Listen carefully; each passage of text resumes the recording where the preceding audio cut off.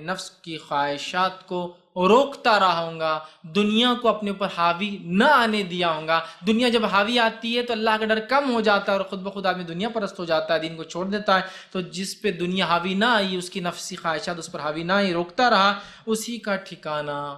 جنت ہونے والا ہے۔ ڈرا اپنے رب کی طرف جو شخص، واما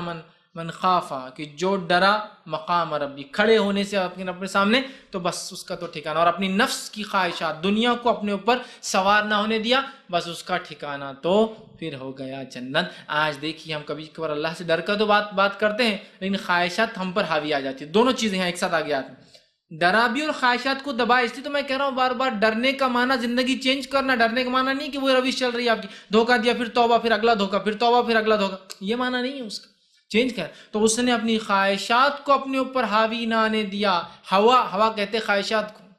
دبا دیا، سپریس کر دیا اپنی نفس کو۔ اور نفس کی خصوصیت ہے، یاد رکھیے کیا ہے، اگر اس کو سر چڑھاؤ تو یہ آپ کو غلام بنا لیتی ہے، اور اس کو دبا کے رکھو تو یہ غلام بن کے رہتی ہے۔ نفس کا عجیب معاملہ، اگر آپ اس کو سر چڑھائیں گے نا، جو یہ کہیں گی تو یہ آپ کو غلام بنا لیتی ہے اور دنیا کے اندر پھنسا دیتی ہے، اور آپ اس کو غلام بناؤ، ایسا کرنا ہے، تو پھر یہ غلام بن کے خاموش اچھی زندگی گزارتی۔ تو ہمارے اوپر ہے، اب ہمارے پاس کیا ہے، نماز بھی ہوں گی، دھوکہ بھی چلیں گا۔ تو اس کا مطلب نماز تو ایک فریضہ ہے، دھوکہ اس لیے کہ آپ نے اپنی خواہشات کو اب تک دبایا نہیں۔ تو جو انسان اللہ کے سامنے کھڑے ہونے سے ڈرا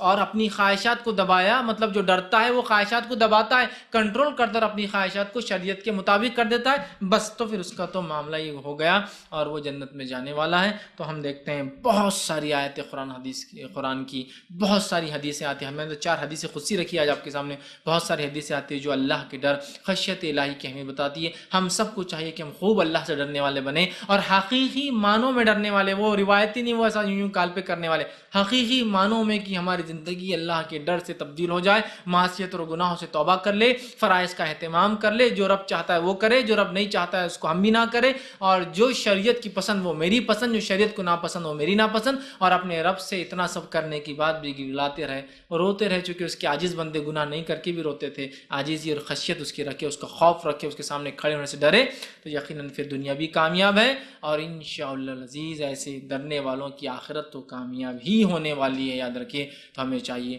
ہم اپنے اندر حقیقی اللہ کا ڈر، خشیت الہی، خوف الہی، تقوی الہی پیدا کرنے کی کوشش کریں۔